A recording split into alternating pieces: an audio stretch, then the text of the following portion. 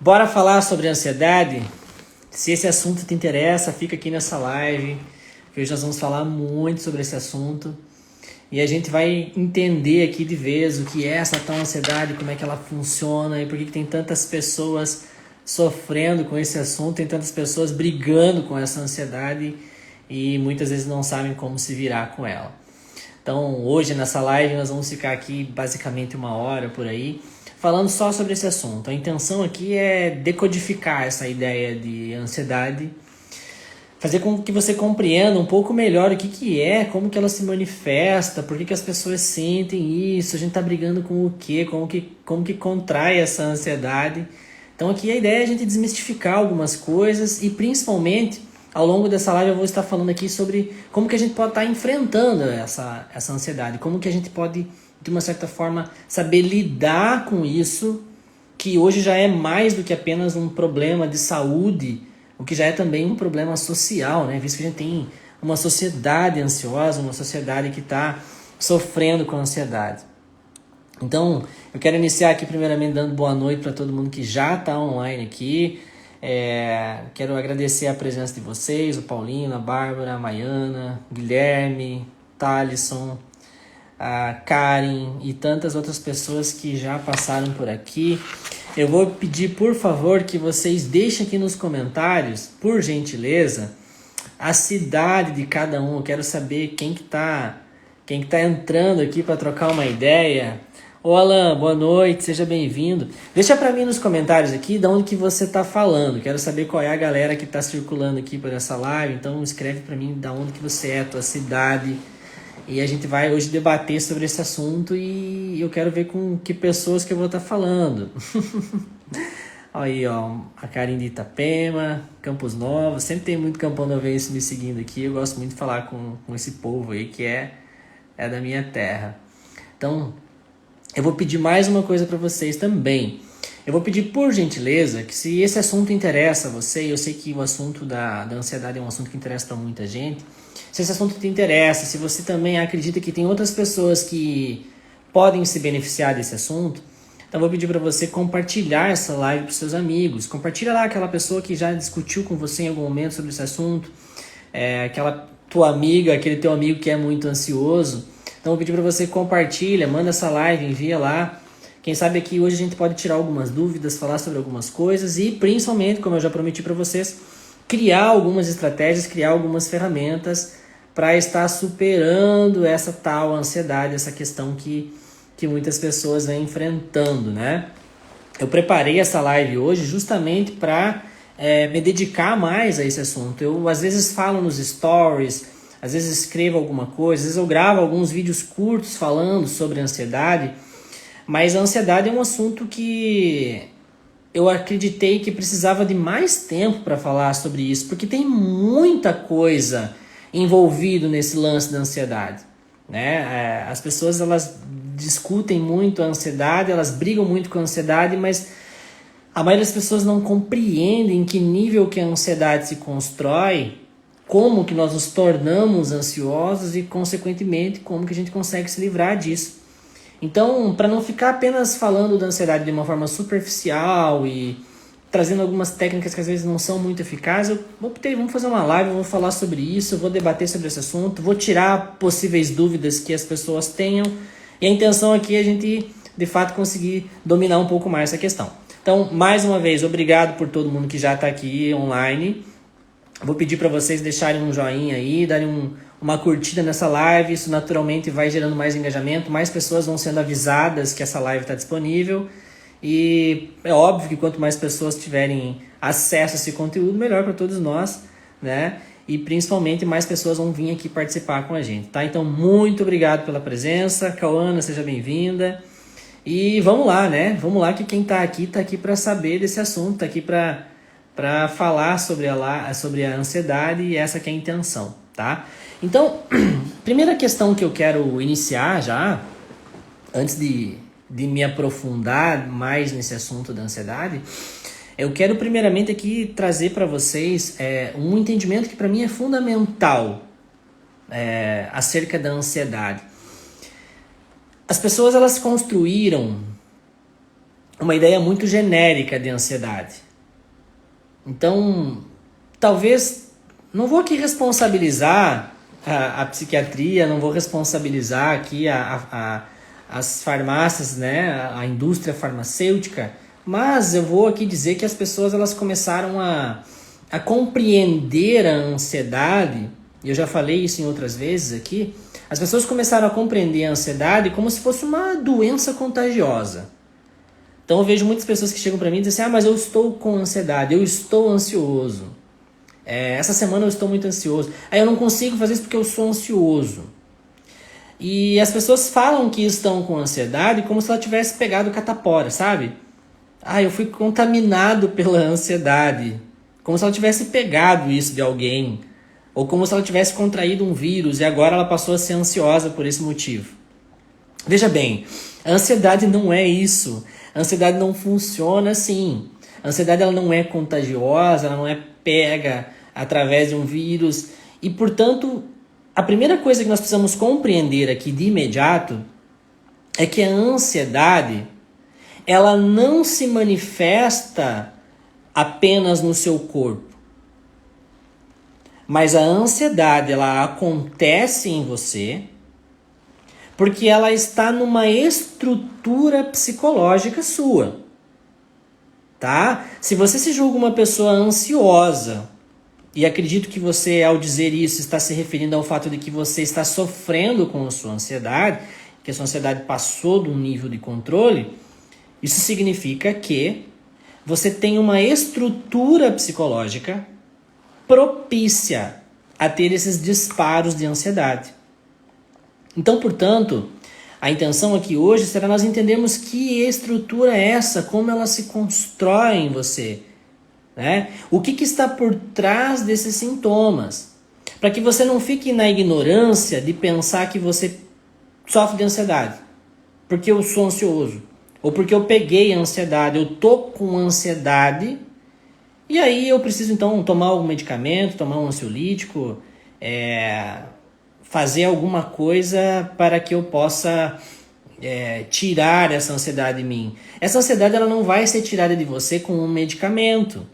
Essa ansiedade não vai ser tirada de você com uma respiração. Essa ansiedade não vai ser tirada de você com uma meditação. Por quê? Porque através desse processo você vai estar sim reduzindo os sintomas da ansiedade naquele momento, naquele instante. Entretanto, você não está ali trabalhando com essa estrutura psicológica que te condiciona a constantemente estar sofrendo esses gatilhos de ansiedade. Tá certo? Então, partindo desse pressuposto que a ansiedade ela não está nesse sintoma que você percebe, né? Que não está nessa respiração, nesse batimento cardíaco acelerado, nessa pressa de que as coisas aconteçam, a ansiedade não está ali. Aquilo ali já é o sintoma de uma estrutura que está inserida no seu psicológico. Você tem uma estrutura de pensamento, você tem um condicionamento mental, você tem valores, você tem traumas que te estruturam a reagir às situações assim. E agora nós vamos passar nesse próximo passo da nossa live a compreender que estrutura é essa, como que isso se constrói, como que isso se faz, para que você entenda no primeiro momento por que a ansiedade se manifesta dessa forma tão forte em você, tá? Eu quero, antes de entrar nessa próxima parte aqui, dar novamente boa noite às pessoas que já estão comigo, agradecer.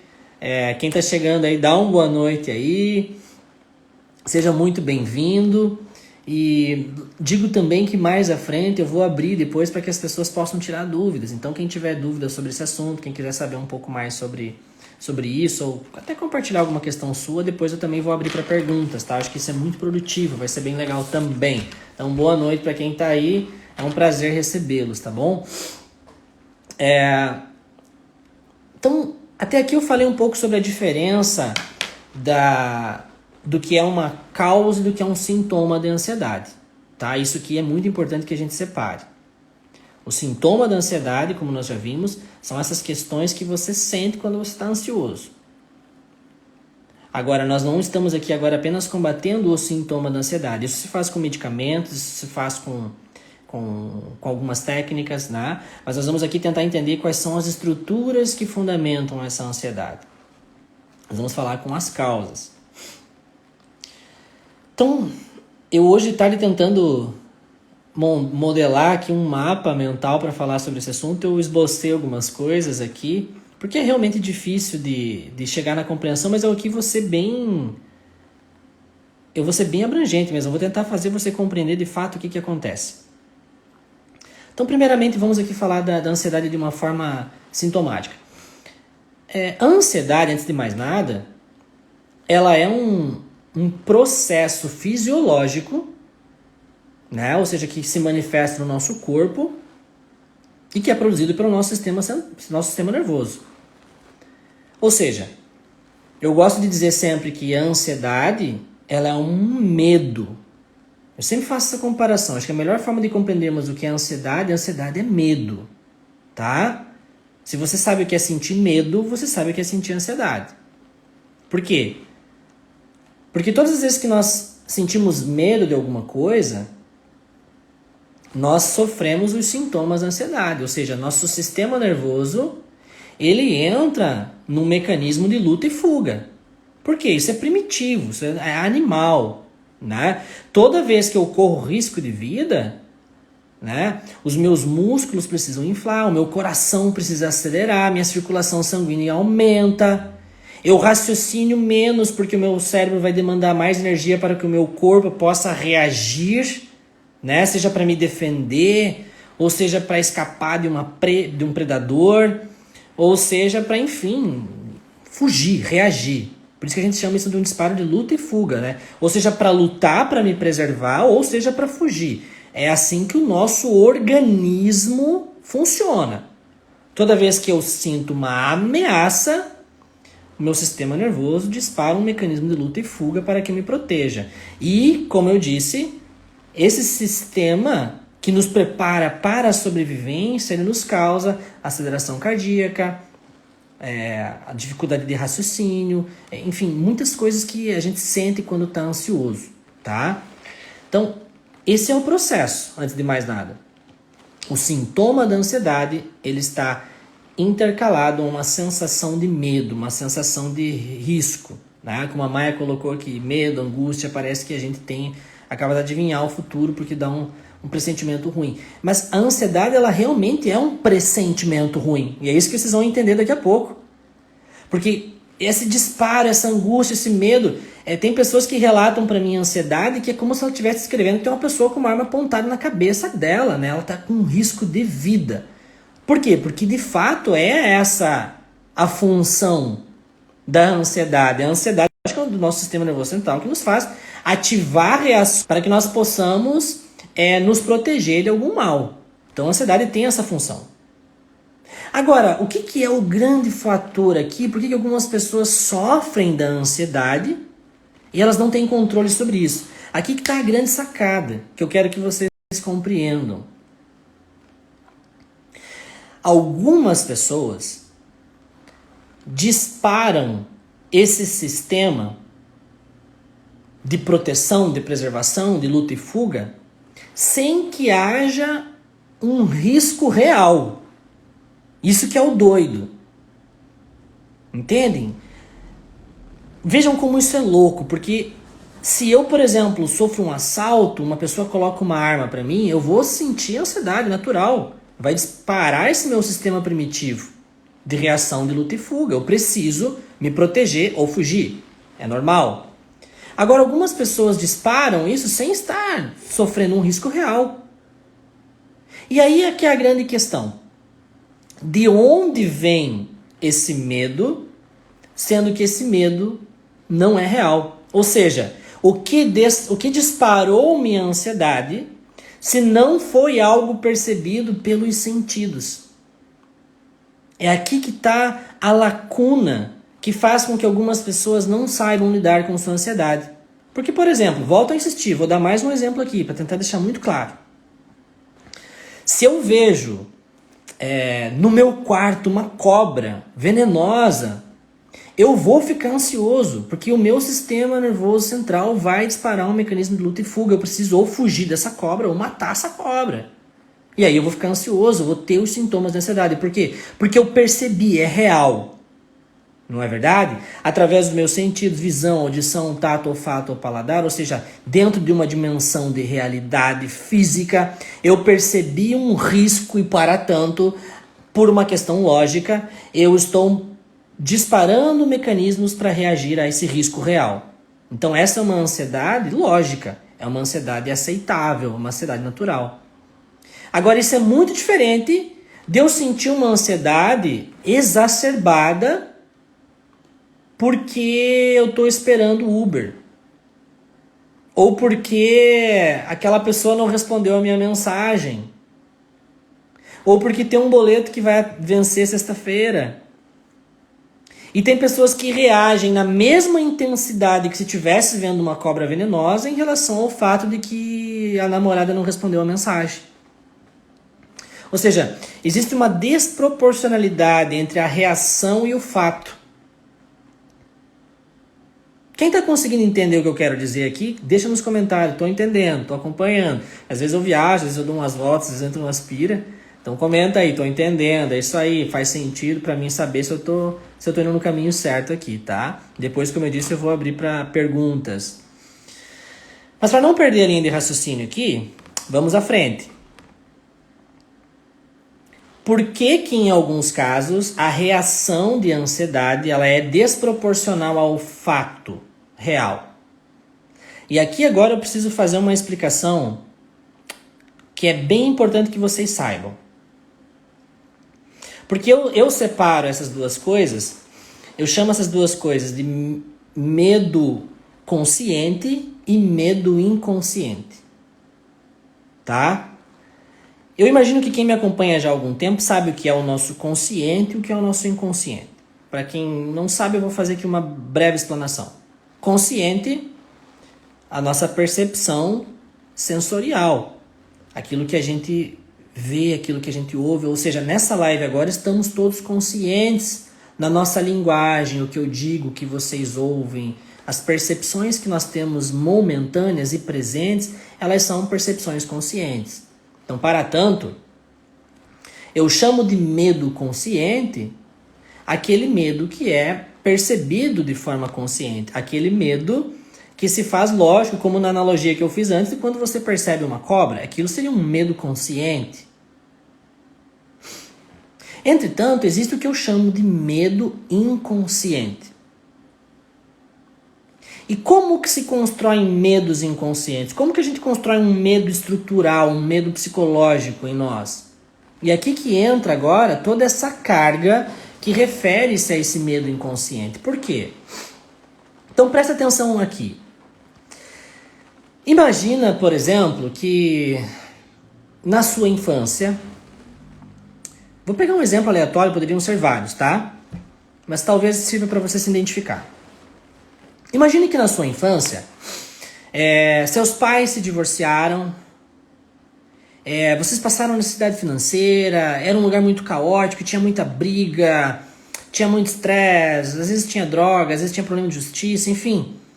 Você criou-se num ambiente extremamente inseguro, certo? Para uma criança, isso é uma sensação de risco de vida constante. Todos os dias ela acorda sentindo que pode ser o último dia da vida dela, ou que pode ser o último dia dela com o pai dela, o último dia com a mãe dela. A instabilidade, a sensação de risco de vida, ou seja, a reação de ansiedade é constante. Isso acontecendo numa etapa em que a pessoa está construindo conceitos acerca da vida, ela está construindo um inconsciente de que o medo é real, o risco é real. Então, todas as formas de construir a nossa psique, através das percepções que nós temos, das emoções que nós sentimos, da forma com que nós nos relacionamos com as pessoas, as percepções que essa criança vai coletando do ambiente dela.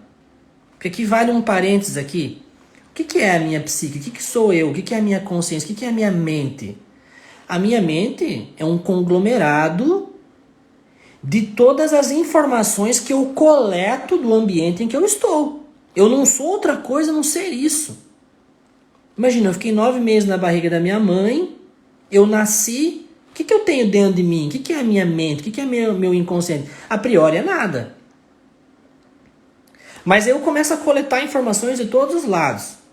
Começo a coletar informações dos meus pais, da minha família, da minha comunidade, então eu começo a coletar informações de medo, começo a coletar informações de risco, começo a coletar e ter percepções emocionais de insegurança, de instabilidade. Eu começo a jogar tudo isso pro meu inconsciente, vai ficar tudo lá. Eu vou acumulando isso ao longo da vida. Aqui eu começo aos poucos a construir o que eu chamo então de medo estrutural, de medo inconsciente. Por quê? Porque é como se o meu inconsciente começasse a criar informações de que o risco de vida é iminente, que a instabilidade é real. E uma coisa aqui que é muito importante ser comentado, nós não falamos de ansiedade de criança às vezes, nós não falamos de ansiedade de bebês. A gente não percebe, a gente acha que criança não tem ansiedade, a gente acha que criança faz barda. Quando uma criança chora por qualquer coisa, a gente acha que aquilo é coisa de criança, é criança birrenta. A gente não se dá o trabalho de pensar que, aquela criança está chorando porque realmente ela está correndo risco de vida. Porque na cabeça dela é uma questão de vida ou morte o que ela está sentindo. Então aquilo é realmente muito forte para uma criança. Ela constrói uma estrutura de medo, ela constrói um medo estrutural, ela constrói um inconsciente pautado em medos. Uma vez que ela carrega essa carga, que ela é demasiado ideológica, que ela é demasiado conceitual, que ela está nos valores do que essa criança que depois jovem vai se transformar e que consequentemente aquilo passa a ser o inconsciente dela, a carga inconsciente dela, o que vai acontecer? Anos depois, agora voltamos ao exemplo que eu citei anteriormente. Anos depois, essa criança, ela passa por uma situação em que ela manda uma mensagem para alguém e alguém não responde. Ela se percebe numa situação de descontrole, numa situação de instabilidade. Ela começa a ativar esse medo inconsciente. Ela começa a ativar esse medo estrutural, porque a psique dela já está numa estrutura de medo, de risco, de extremo perigo onde há instabilidade. E aí essa pessoa ela começa a reagir, ou seja, ela começa a ativar os mecanismos de luta e fuga, portanto, os sintomas da ansiedade, de forma inconsciente, numa proporção aos reais riscos que ela sentiu na construção da psique. Vocês estão conseguindo me entender? Por favor, coloque nos comentários aí, estou compreendendo ou estou viajando, para eu saber o quanto você está confuso. Me ajudem a saber se eu estou muito complexo. Ou seja, quando nós estamos lidando com as crises de ansiedade, quando nós estamos brigando com essa reação ansiosa que nós temos, nós estamos, na maioria das vezes, lidando com um medo estrutural. Por isso que as pessoas, às vezes, ficam confusas. Por que eu estou sentindo isso? Meu Deus, por que meu coração está reagindo? Por que eu estou tremendo? Por que eu estou com pressa? Por que eu não consigo esperar? Por que eu estou angustiado? Que porra é essa que eu estou sentindo agora? Porque não há nada tão real que me assuste de fato. Porque essa pessoa nesse medo, ela desencadeou um medo estrutural, um medo que foi construído ao longo do tempo.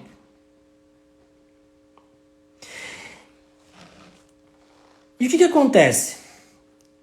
Antes fosse só essa questão traumática, porque a questão ainda é pior, tá? A questão ainda é muito pior que isso. Por que eu digo que a questão é muito pior? Vamos voltar para essa criança que teve uma vida difícil. Uma estrutura de muito risco, de muita instabilidade na sua infância. Essa criança, ela cresceu. Ela se transformou em um jovem. E o que acontece? Ela vai passar por uma fase de formação da personalidade. Ou seja, ela vai começar a construir valores, vai começar a construir ideias, crenças. Ela vai começar a adotar princípios.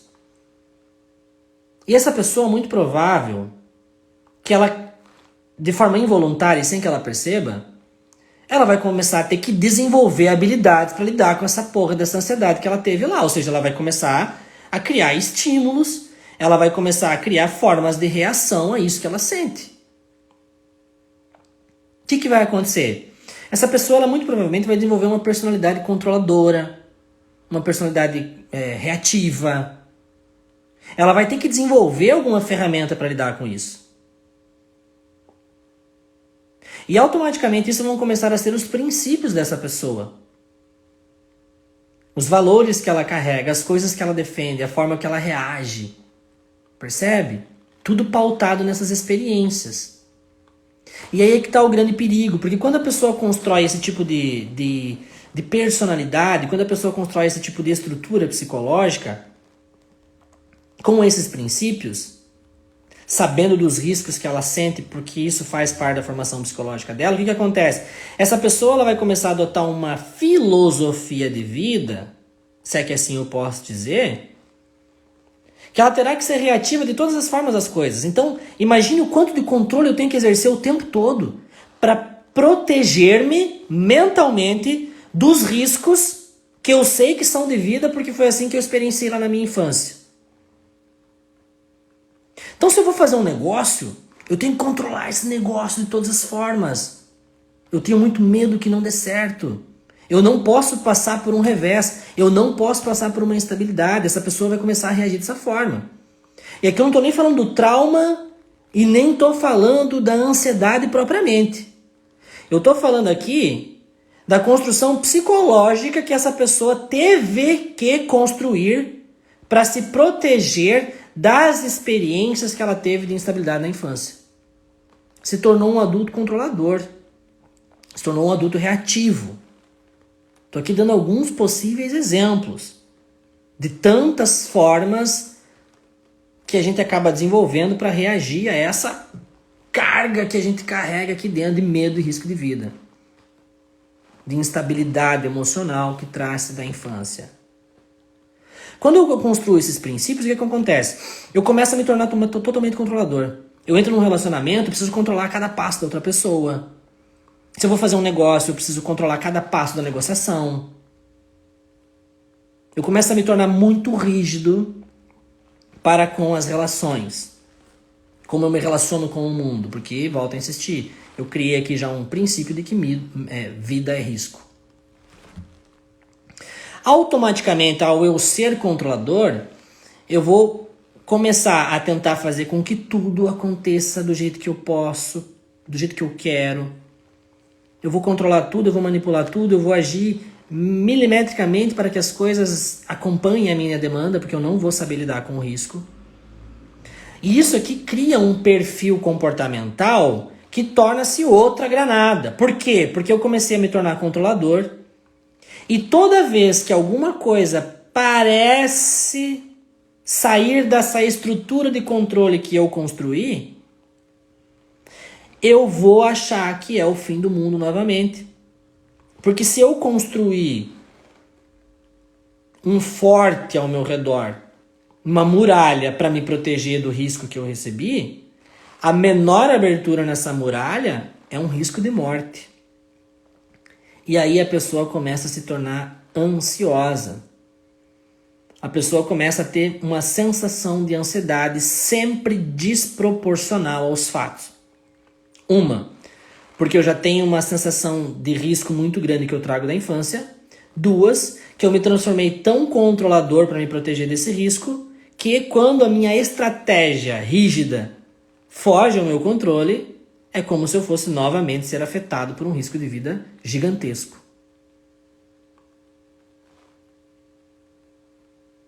E isso, gente, é tão grave que isso não interfere só na sensação ansiosa que eu tenho ao me deparar com uma determinada situação. Isso é grave porque isso molda a minha forma de viver, o meu comportamento, as minhas reações, pior, os meus princípios. Os meus valores são moldados por essas experiências da infância. E aí o que acontece? Vamos deixar pior? Eu posso deixar pior. Vamos agravar a situação? Vamos lá. Sinto muito, mas isso tem que ser falado. O que vai acontecer? Pessoas com essa estrutura, com essas experiências que trazem da infância, que constroem uma personalidade e tal. Essas pessoas, elas são seres humanos. Elas precisam criar vidas. Elas precisam construir a vida dela, não é? Vamos voltar lá. Esse garotinho que passou pelas experiências da infância, que cresceu, que criou uma personalidade que se protege do risco da instabilidade, ela vai fazer a vida. Como que essa pessoa vai fazer a vida? Aí vamos pensar agora num ponto aqui que é muito significativo. Pensa que essa pessoa, ela precisa construir a vida no mundo que vivemos hoje. Presta atenção. O cara controlador que está se protegendo da instabilidade. Aí ele cresce numa sociedade como que nós vivemos hoje, pasmem, em que parâmetros existenciais são inatingíveis e absurdos. E aqui eu vou trazer outro parênteses. O que eu estou querendo dizer? Nós vivemos hoje numa sociedade em que para você ser considerado bem-sucedido, digamos assim, não basta você estar vivo. Não basta você estar com saúde, como dizia minha mãe, né? O importante é ter saúde. Né? Faz tempo, inclusive, que eu não ouço essa frase. Que saudade de quando essa era uma premissa, né? O importante é ter saúde. Hoje em dia não é mais. Hoje em dia o importante é você ser bonito, ter um carro do ano, vestir roupas, ter muitos likes, ter muita fama, ser muito visto. Ou seja, hoje a condição para você dizer assim, eu estou num grau de segurança é muito grande, é muito pesado. Para você se sentir num patamar de controle existencial, o esforço é muito grande, cara. Você tem que ser magro, você tem que ser rico, você tem que ser bonito, você tem que ser famoso.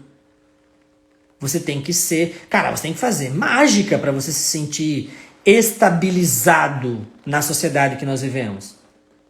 Uma pessoa normal não tem estabilidade na nossa sociedade. Tem que ser um super-humano. Tem que ser um popstar para você se sentir conectado com os parâmetros da sociedade. Né? Eu, para quem não sabe, eu moro aqui no litoral de Santa Catarina, então nem se fala, né? Aqui deixando a parte, né? Aqui, muito mais pressão ainda do quanto você tem que ser bom para você ser existente nesse mundo. Então o que acontece? Vamos lá. Como eu já disse, para você sobreviver no mundo em que os parâmetros de estabilidade são muito altos, ou seja, não atingindo tais níveis, todo o resto é instável, eu não existo, eu não pertenço, eu estou constantemente correndo risco. Para quem está comigo desde o começo da live e acompanhou, eu já expliquei que o meu inconsciente, ele tem uma reação impulsiva em relação à instabilidade por causa dos meus traumas de infância. Então a instabilidade é risco de vida. Eu já programei isso lá na infância. Instabilidade é risco de vida. Eu, enquanto adulto, buscando uma estabilidade inatingível por parâmetros sociais abruptos, eu estou o tempo todo em instabilidade, ou seja, eu estou o tempo todo correndo risco. Eu estou, portanto, o tempo todo reagindo a uma ansiedade. E é por esse motivo que hoje eu converso com muitas pessoas que estão ansiosas o tempo todo. Galera, hoje eu já vejo a ansiedade como um mal social. Eu já não vejo mais a ansiedade apenas como uma crise que algumas pessoas têm em alguns determinados momentos. Eu já vejo a ansiedade como um problema social, um problema cultural. É um problema de saúde pública a ansiedade. Por quê? Porque nós vivemos numa estrutura de ansiedade o tempo todo. Porque volto a insistir, os parâmetros construídos na infância acerca da reação da instabilidade que causa risco de vida se prorroga ao longo da vida, constroem-se princípios de que eu preciso a todo custo construir uma estrutura de estabilidade para que eu possa me livrar do medo da ansiedade, e entrando numa sociedade em que a sensação de estabilidade se torna tão atingível, eu corro risco de vida o tempo todo, e é isso que o meu inconsciente grita para mim 24 horas por dia: você vai morrer, você vai morrer, você vai morrer, você vai morrer, você vai morrer. E é por isso que a ansiedade constrói-se tão forte dentro de nós o dia todo. E eu não sei o que está acontecendo comigo. Porque eu não tenho consciência desses fatos. Isso é um medo estrutural. É um medo inconsciente, é um medo traumático, é um medo de princípios acerca de como se constrói a vida. Estão entendendo? Escreve nos comentários, estou entendendo. Ou então escreve nos comentários, está viajando, está ficando louco. Pode escrever aí, não tem problema. Eu preciso saber se vocês estão me acompanhando. Até eu estou me perdendo. Deixa no comentário aí, dá um joinha. Me situem, por favor. Vamos à frente? Como eu disse, eu ia prometer nessa live que eu ia passar algumas formas de você compreender como se livrar da ansiedade. Então, primeiro, quando nós falamos de se livrar da ansiedade, nós estamos falando de duas coisas. Primeira, se livrar do sintoma da ansiedade. Livrar-se do sintoma da ansiedade, como eu já disse, existem algumas formas. Você vai tomar um ansiolítico, por exemplo. Estou ansioso, vou lá, pego o meu ansiolítico, tomo um comprimido. O que o comprimido vai fazer? Ele vai interagir no meu sistema nervoso central e ele vai fazer com que eu breque os meus neurotransmissores que me ativam um mecanismo de luta e fuga. Ou seja, como se esse comprimido cessasse o processo neural que me faz reagir a um risco de vida. Ótimo, tomei um ansiolítico. Não tenho mais medo de nada. Pronto, não preciso mais ficar ansioso. Não vai acontecer nada comigo. Outras coisas são possíveis. Por exemplo, eu já ensinei aqui técnicas de respiração. A respiração profunda, ela informa o meu corpo. Se eu posso respirar profundamente, não há nada de errado acontecendo comigo. Então, automaticamente, o meu sistema nervoso central vai se tocando de que não há riscos e, para tanto, a minha ansiedade também vai baixando. Ok, até aqui. Formas de combater o sintoma da ansiedade. Só que o que vai acontecer? Amanhã eu vou passar por outra situação e eu vou ter um novo gatilho de ansiedade. Semana que vem eu vou passar por uma outra situação, eu vou ter uma nova crise de ansiedade. Por quê? Porque eu estou sempre combatendo os sintomas.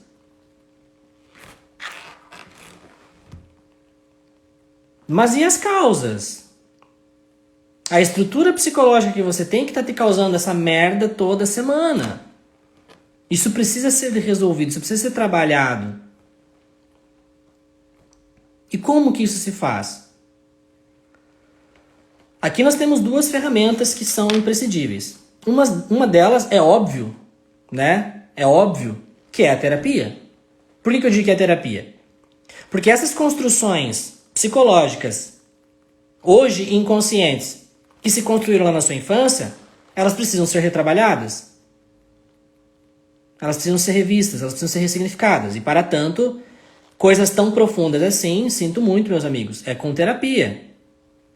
E eu não estou falando isso aqui para vender meu peixe, não. Você pode fazer terapia com quem você quiser, tá? Se for comigo, é só me chamar no direct. Mas tem muitos outros colegas que vão trabalhar essas questões com você. Terapia. Para que você remova um pouco, para que você libere um pouco dessa carga inconsciente acerca do como você tem esse medo da vida. Mas ainda existe um outro mecanismo que é fundamental, que é uma questão de revisão de alguns princípios, porque ao longo da vida do ansioso, ele foi meio que obrigado a construir alguns princípios de vida, alguns valores, sem que ele percebesse. Ele foi manipulado pela própria ansiedade ao ponto de desenvolver crenças acerca da vida que o fazem reagir às relações com o mundo de uma forma muito rígida.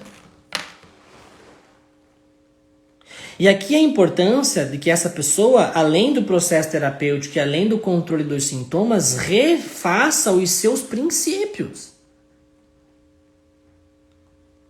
E aqui eu trago muito alguns princípios do estoicismo, porque são questões filosóficas mesmo. Tem gente que diz que filosofia não serve para nada. Eu bato no peito para dizer que filosofia serve para curar. Porque se eu não mudar a minha filosofia de vida, ou seja, se eu não mudar a minha forma, meus entendimentos, os meus valores, a minha ética, os meus princípios, se eu não reviver algumas consciências e não ressignificar algumas formas de ver a vida, eu vou continuar vendo a vida com rigidez. E eu vou continuar sofrendo ansiedade. Então onde é que eu quero chegar com isso? Por exemplo, um princípio estoico que para mim é chave para curar a ansiedade. Se você consegue incorporar ele. Um de tantos, né? Mas vou trazer esse aqui porque esse aqui é perfeito. Saber o que está ao meu controle e saber o que não está ao meu controle. Para mim isso é uma máxima que todo mundo deveria carregar tatuado, né? O que está ao meu controle e o que não está ao meu controle. Isso é curativo para a ansiedade de uma forma que vocês não têm noção. Vamos ser aqui bem claros. Isso não resolve o sintoma. Você está lá numa crise de ansiedade, não vai adiantar saber o que está ao meu controle e o que não está. Você não vai conseguir.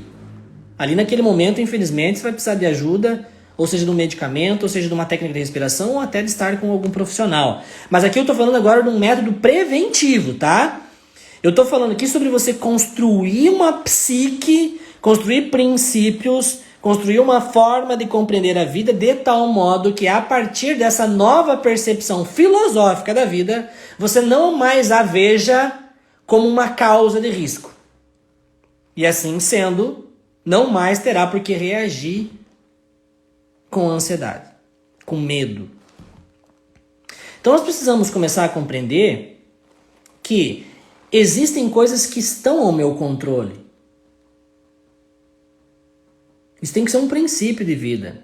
O que está ao meu controle? Por exemplo, vou dar um exemplo que eu fiz uma live. As primeiras lives que eu fazia, elas me deixavam extremamente ansiosos. Por quê? Porque eu estava tentando controlar o incontrolável. Quantas pessoas vai ter nessa live? Será que eu vou falar bem? Será que eu vou falar mal? Ou seja, eu estava me preocupando com o que estava fora do meu controle. E preocupar-se com o que está fora do controle é dar atenção à instabilidade. Ao dar atenção à instabilidade, eu ativo meus mecanismos de defesa, consequentemente eu sinto ansiedade.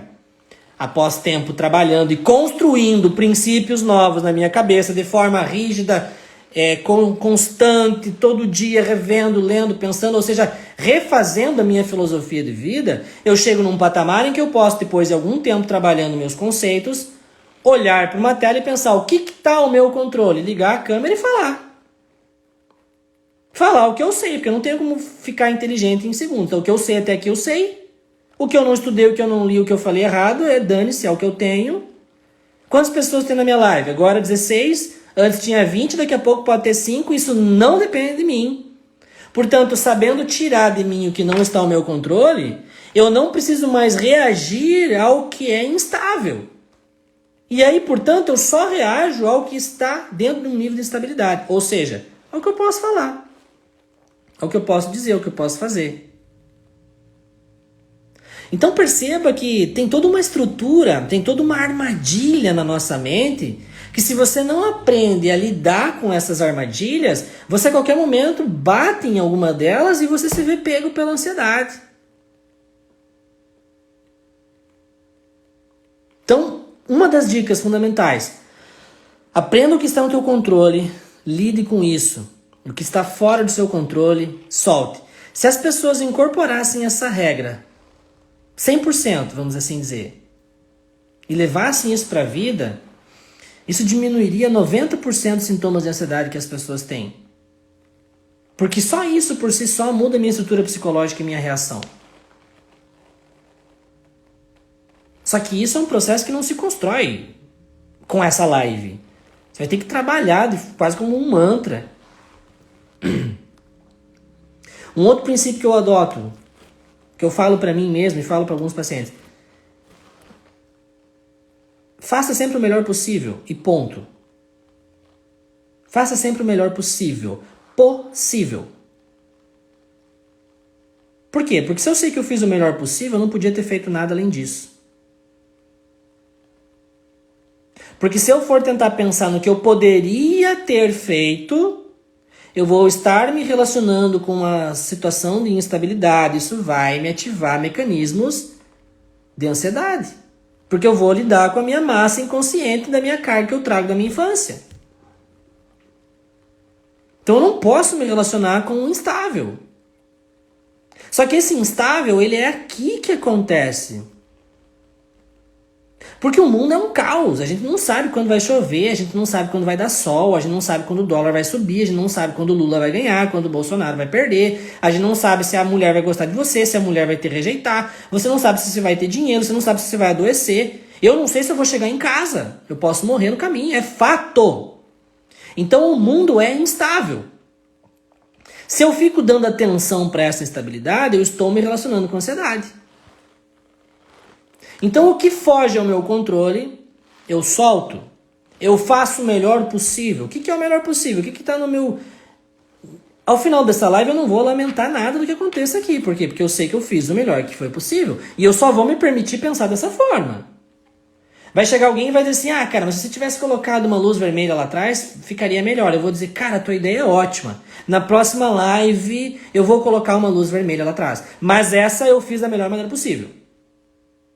Porque eu só tinha uma luz azul e é o que eu tinha. Então, portanto, eu fiz o melhor possível. Eu não lido com a instabilidade. Eu não lido com a oscilação. Eu me recuso.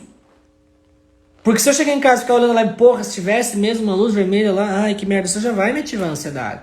Isso são princípios que eu preciso construir na minha mente como um mecanismo de defesa. Para não entrar nessa linha da ansiedade. Certo? O que está no meu controle? O que não está no meu controle? A convicção de que eu fiz o melhor possível. Existe uma outra máxima, um outro princípio que eu carrego aqui. Teve uma fase da minha vida que eu falava muito isso pra mim. Eu ia tomar banho, me olhava no espelho e falava pra mim. Era um hábito já. Eu dizia pra mim mesmo, olhando no espelho. Eu nunca sei como o dia vai terminar.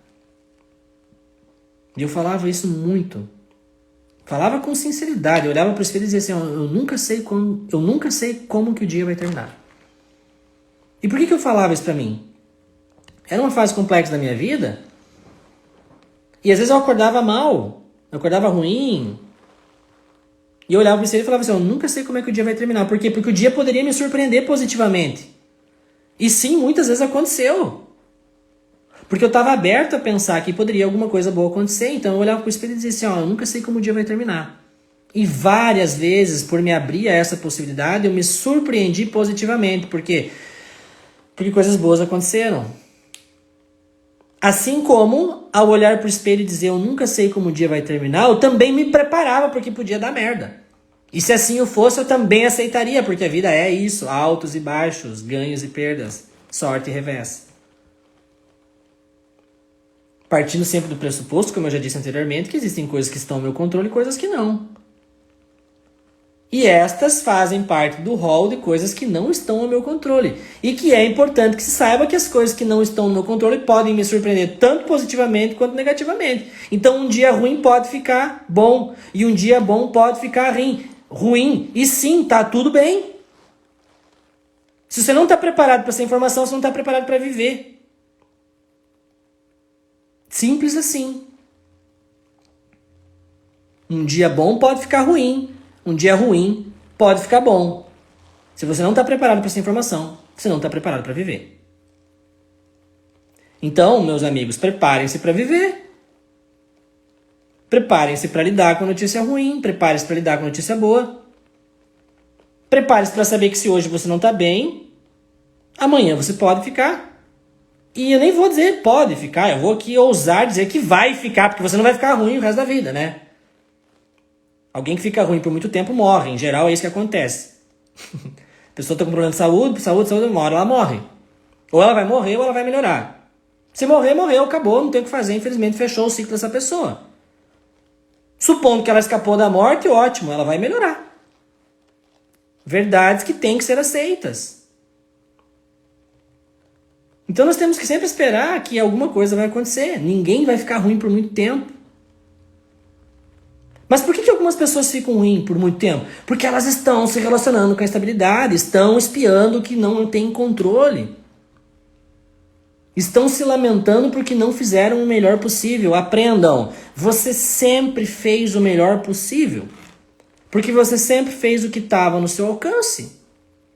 Até as merdas que eu fiz eu não me cobro mais. Porque as merdas que eu fiz foram feitas pela minha melhor possibilidade naquela ocasião. Eu não era bom o suficiente para ter feito melhor que aquilo. Tá tudo bem. Então eu sempre fiz o melhor possível. E eu sempre só posso mexer com aquilo que está ao meu controle. E eu nunca sei quando que o dia vai terminar. Então esses são alguns princípios, entre tantos outros, que se a gente vai desenvolvendo, a gente vai preparando a nossa psique para relacionar-se de forma mais verdadeira e consistente para com a vida. Assim, dessa maneira, eu não ativo o medo estrutural, ou seja, o medo inconsciente que eu construí lá na minha infância, que ao ser engatilhado me ativa um sintoma de ansiedade.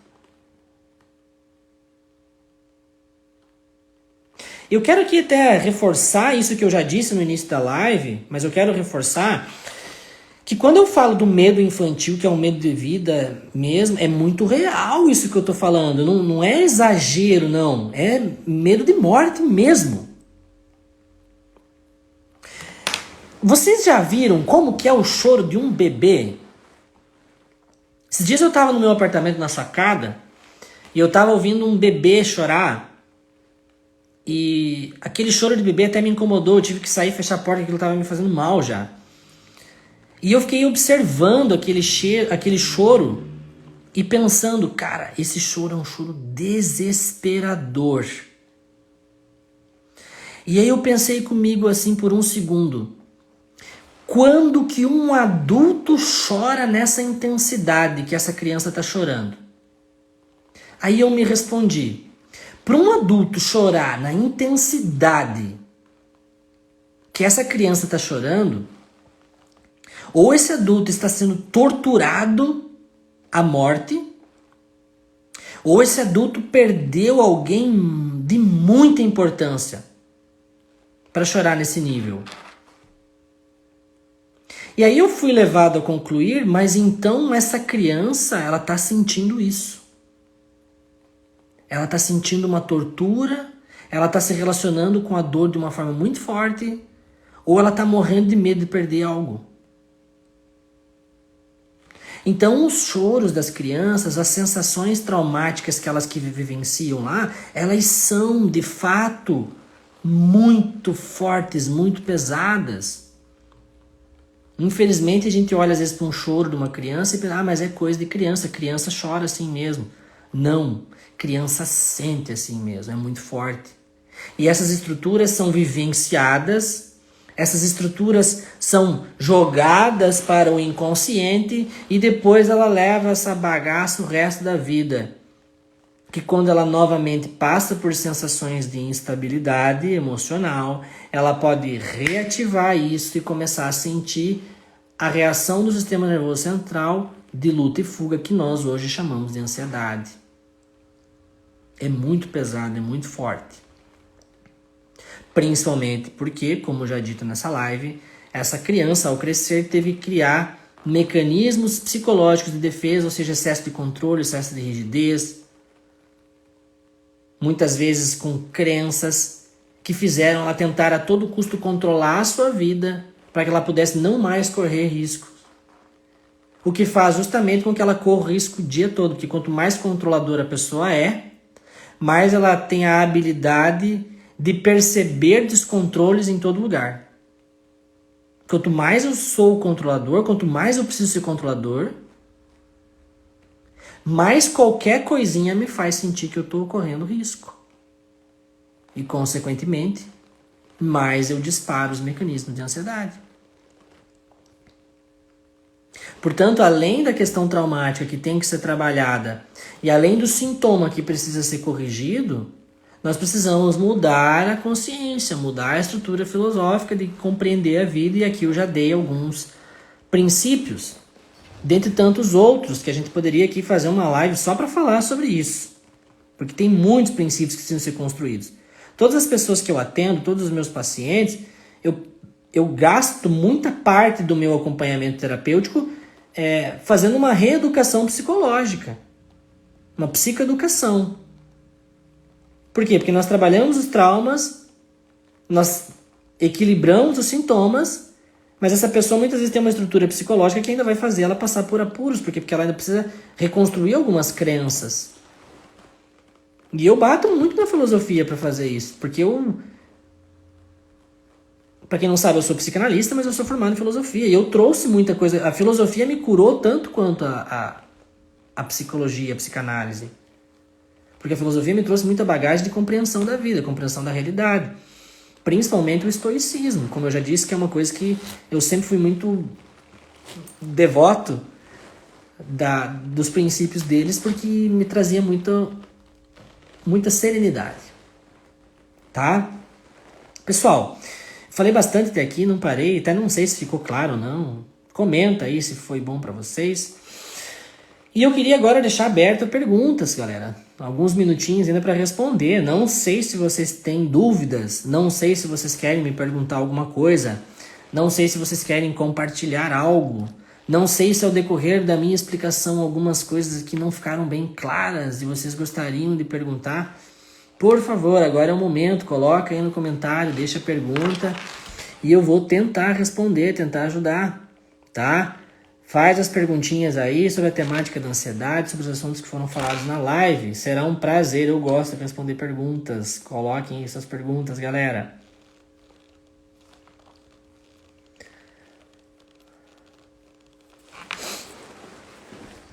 Ninguém tem pergunta, então eu vou fechar a live, já tô cansado mesmo. Vale falar também aqui o seguinte, se alguém acompanhou a live, ficou interessado no método, ficou interessado na forma, na abordagem, quer saber mais, por favor, chame no direct. Né? Eu estou ali à disposição, tanto para agendar sua consulta, quanto para tirar suas dúvidas, conversar. Fiquem à vontade para depois me chamar no particular, para a gente estar falando sobre isso, tá, pessoal? Será um prazer recebê-los. Deixa eu responder nos últimos comentários aqui. A Júlia, muito obrigado, muito obrigado. A Jéssica tem uma pergunta aqui, ó. Não, é a Júlia mesmo. Trauma só da infância e as que vêm depois? Não é só da infância. Eu cito as de infância porque as de infância elas cumprem um papel muito importante na construção da personalidade da pessoa, que vai fundamentar isso que eu chamo da filosofia de vida da pessoa, né? Existem muitas pessoas que dizem assim, não, mas eu sou assim, esse é o meu jeito de ser. É tão ingênuo quando alguma pessoa diz assim, não, mas eu sempre fui assim, desde criança. E quando essa pessoa fala isso, na maioria das vezes ela está tentando justificar um comportamento, porque quando ela diz assim, eu sempre fui assim, é como se ela estivesse se inocentando. Então, se eu sempre fui assim, é porque eu sou realmente isso. Esse que é o maior engano. Você sempre foi assim desde criança porque você sempre foi bugado desde criança. Porque o teu perrengue começou justamente quando você era criança. Por isso que você sempre foi assim. Mas isso não é saudável. Isso não é, de fato, a tua essência. Isso não é, de fato, o seu verdadeiro eu, como diriam os yogis. Tá? Você é assim desde criança porque você sempre foi bugado. Porque é na infância que constroem os bugs da cabeça. A complicação sempre vem de lá do berço. Então não é só os traumas da infância, mas os principais são lá. Agora, entretanto, é fato. Outros traumas depois, eles não só vêm a complicar o nosso processo de ansiedade, porque tudo que é um medo... Porque a nossa mente funciona assim, ó, eu já falei isso na live, mas eu vou reforçar. Eu tenho uma experiência traumática, vivi um medo, conscientemente.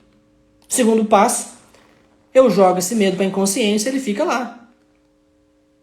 Toda vez que eu passar por uma situação de risco novamente, dispara um alarme, eu preciso reagir a isso. Aí a ansiedade vem para te fazer fugir. Porque a ansiedade é só isso. A ansiedade é o teu corpo dizendo, ó, foge que vai dar merda. Mas se o teu corpo tá querendo fugir nesse nível, é porque tem alguma coisa muito grave acontecendo. Não, mas não tem nada grave acontecendo. Então o teu inconsciente tá dizendo que tá. Entende? Vamos para as perguntas. A Fernando. Valeu, Fernando.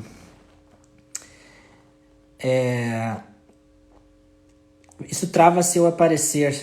Fernando, eu não entendi se isso é uma pergunta, se é uma colocação. Se você quiser colocar mais um pedacinho, talvez eu consiga responder para ti. Tá? Sou perfeccionista. É traço de ansiedade? Ó, veja bem, o perfeccionismo ele não é um traço da ansiedade. O perfeccionismo é um traço que você construiu como mecanismo de defesa em relação a experiências que você teve no seu passado, em que você deduziu que se você tivesse sido perfeita, você não teria assim sofrido. Compreendeu? É uma crença. Lá atrás você passou algum perrengue e você construiu a crença, se eu tivesse sido perfeito, se eu tivesse sido um pouquinho melhor, aquilo não teria acontecido. Certo? Então, você gravou o trauma e gravou uma consciência. Essa consciência moldou a tua personalidade. Que personalidade você construiu? Eu preciso ser o mais perfeito possível para que eu não sofra aquele medo. E aí você começa a tornar-se perfeccionista. Qual é a merda? Quanto mais perfeccionista se torna, mais detalhes te incomodam. Qualquer coisinha que não esteja perfeito é risco. E aí sim, isso te causa ansiedade contínua. Então o teu perfeccionismo não é traço da ansiedade, mas o teu perfeccionismo causa-lhe a ansiedade. Entendeu? Não sei se foi claro. Fernando, era uma ênfase mesmo. Esses traumas te bloqueiam a ser quem você é realmente. Isso mesmo.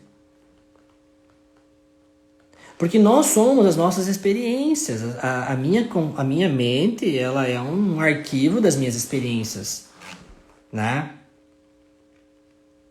A gente poderia dizer, numa visão mais espiritual, que eu não sou meus traumas, eu não sou minhas experiências, que eu sou a imagem e semelhança de Deus. Sim, se você tivesse virado um Buda, sim, você não ascensionou ainda, você é só um mortal, então, portanto, você é toda sem aca, sim.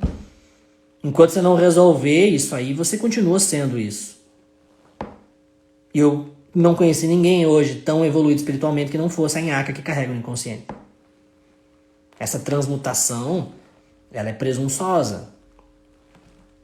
Isso eu estou falando para os espiritualistas que me seguem. Teve uma pessoa que uma vez me questionou, porque eu gravei um vídeo falando que a pessoa era os traumas dela, e a pessoa veio e me questionou, não, eu não sou meus traumas, eu sou a imagem e semelhança de Deus. Legal, eu também sou.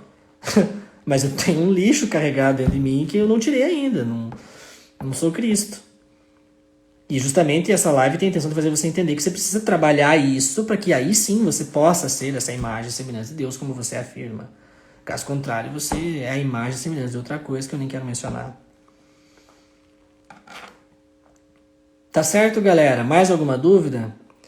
Querem explorar a nossa conversa? Eu não tenho pressa, mas se ninguém mais tiver dúvida, eu vou encerrar aqui. Manda aí, galera. Contagem regressiva para encerrar a live. Eu quero agradecer, enquanto isso, a presença de todos, galera. Eu gosto muito de fazer as lives. Eu tinha parado, eu tinha ficado um tempo sem fazer lives. Uma porque eu tava meio cansado, outra porque não tava tendo tanto engajamento, sinceramente. E tava ficando um pouco ocioso as lives. Então eu dei uma parada. É bom às vezes dar uma parada. Mas eu tenho intenção de voltar, eu tenho intenção de fazer mais. Mas para que as lives sejam feitas, é importante ter essa troca, né? Eu gosto de perguntas, eu gosto de comentários, eu gosto de interagir, porque eu não tô aqui para ficar colocando meu rostinho na tela, eu tô aqui para trocar, para fazer um bate-papo, para conversar com vocês. Então essa troca é massa, senão fica cansativo, senão fica monótono. Então eu vou sempre insistir para vocês comentarem, fazerem perguntas, deixarem os joinhas, depois compartilhar. Alguém perguntou antes ali se a live ia ficar salva, perdão que eu não respondi. enfim, sim, a live vai ficar salva. Eu deixo minhas lives salvas, geralmente. Depois você pode assistir de novo, você pode compartilhar. Eu vou depois subir essa live também no YouTube. Tem pessoas que preferem assistir no YouTube por vários motivos. Inclusive porque lá você pode escutar a live e ao mesmo tempo fazer outras coisas no seu computador ou no seu celular, enfim. Eu vou deixar também, eu vou subir essa live no YouTube, tá? Quem tem dúvidas, por favor, ainda vou responder. A Stephanie falou que tem várias dúvidas, mas não mandou nenhuma. Manda logo, que eu vou encerrar essa live.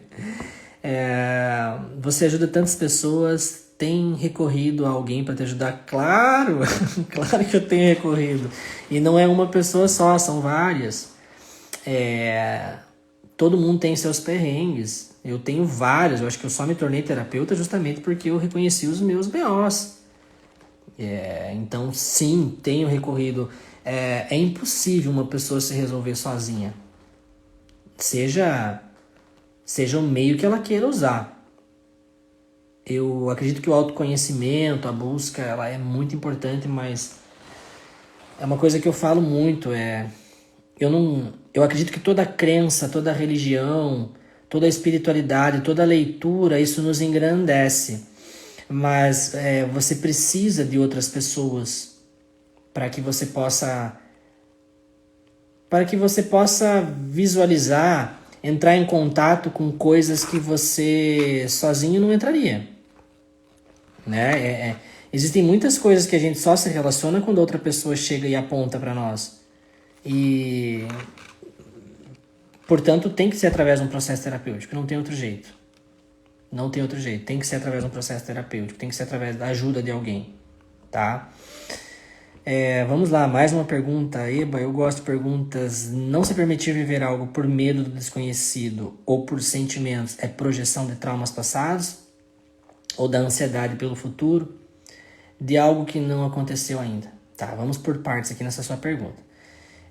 Medo do desconhecido é sim medo de um conhecido. Eu gosto de complicar, mas eu vou explicar. O medo do desconhecido é sempre um medo de um conhecido. Porque o medo do desconhecido, na verdade, é o medo de algo que pode acontecer. Que, de fato, é algo que provavelmente já aconteceu. E por eu não saber o que pode acontecer, ou seja, o desconhecido, causa a abertura de que aquilo pode se repetir. Portanto, o medo do desconhecido não é um medo de um desconhecido. É simplesmente o medo de que algo conhecido, inconscientemente, se faça de novo. Tá? Porque as coisas se repetem no desconhecido. É no improvável. Né? Então, assim, isso é a ansiedade do futuro. Não existe medo de passado, medo de futuro, medo de presente. Existe medo de sentimentos. Nós temos medo de emoções. Eu não quero... Em resumo, eu só não quero sentir o que eu já senti outra vez. Tudo se resume nisso. Eu só não quero sentir de novo o que eu já senti antes. Assim sendo, eu começo a ter medo do futuro, mas não é do futuro que eu tenho medo da emoção. Portanto, quando eu mudo meus princípios, quando eu mudo meus conceitos, quando eu refaço algumas crenças, eu perco medo da emoção. E, consequentemente, assim, eu não tenho mais medo do futuro. Não tenho mais medo do incerto. Principalmente quando eu refaço as minhas consciências. De não querer ter controle das coisas, de não querer controlar tudo, de saber o que está ao meu alcance. Aí eu perco o medo do desconhecido. E aí eu me abro para novas experiências. É mais ou menos por aí. Fiz o DISC recentemente e o meu D é altíssimo e isso tem me atrapalhado referente ao trabalho. Só posso te responder dizendo que você precisa trabalhar as suas questões que lhe causam ansiedade, tá? Tudo o que foi falado até aqui. Gratidão por ter explanado esse tema, ajudou muito, tem sido uma luz no caminho de muitos. Muito obrigado mesmo. Pessoal que gostou realmente da live, compartilha depois, manda pra alguém. Tem muita gente falando um monte de merda aqui sobre ansiedade, tanta coisa rasa. Isso foi um dos motivos de eu dar uma desanimada, sabe? Tem tanta coisa ruim assim, a galera enaltece tanto, e eu perco a vontade de falar de uma forma mais ampla, mais complexa, mas eu tentei passar aqui hoje algo bem profundo acerca da ansiedade. Eu acho que poucas pessoas falam da ansiedade dessa forma, nesse nível. Então compartilhem, porque isso aqui realmente é algo bem profundo, tá? Como reprogramar a mente para baixar o nível de dominância? Isso são princípios, como eu disse. Vamos entender aqui nível de dominância como sendo um nível de controle, né?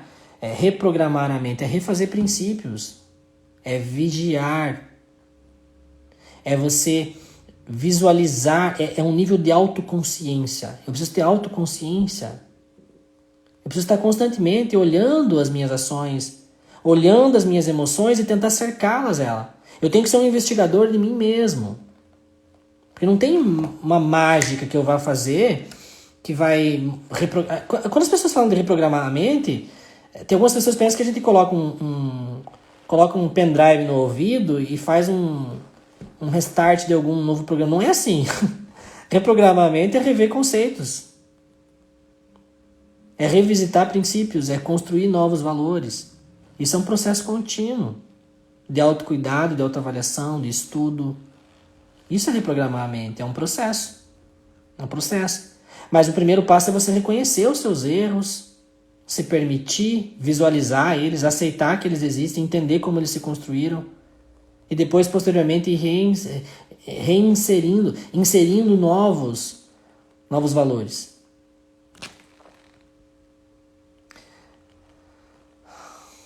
Obrigado. Não desanima. Não estou desanimado, não. Galera, eu acho que é isso, né? Eu vou agradecer a presença de todos. Valeu quem esteve aqui. Foi um bate-papo bem legal. Tá? Agradeço muito a presença de todo mundo. Um abraço para Jesse, para o James, meus amigos. Que bom que vocês estiveram aqui. E galera, eu vou marcar uma live. Inclusive vamos fazer uma live uma hora dessa, né, Jesse? A Jesse, ela é psico, minha amiga. E a gente pode bater um papo bem legal uma hora dessa aí sobre esses assuntos, tá? Galera, eu vou encerrar essa live aqui. Valeu!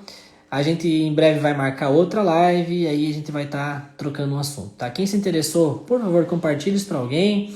Quem quiser tirar alguma dúvida depois, me chama no direct, a gente bate um papo lá. Foi um prazer estar aqui com vocês novamente e até breve. Valeu, galera! Até mais!